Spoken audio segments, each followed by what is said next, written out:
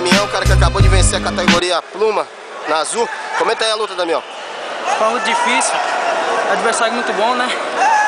Mas foi aí, foi uma boa luta, consegui ganhar. Esperar a próxima.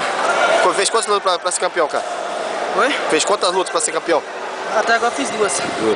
E aí, qual é a tua equipe? Tu treina onde? Eu sou da SAS, né? Professor Edinho Albuquerque. Aqui em Fortaleza mesmo? Aqui em Fortaleza. Qual é o endereço, sabe? Endereço? Qual bairro? Fátima. Bairro de Fátima. Agora endereço aí. Na Academia 40 Graus, não? Não, eu vou... Quer agradecer alguém? Quer agradecer alguém? Toda a equipe, né? O professor que tá dando apoio aqui. Todo o pessoal que vem acompanhar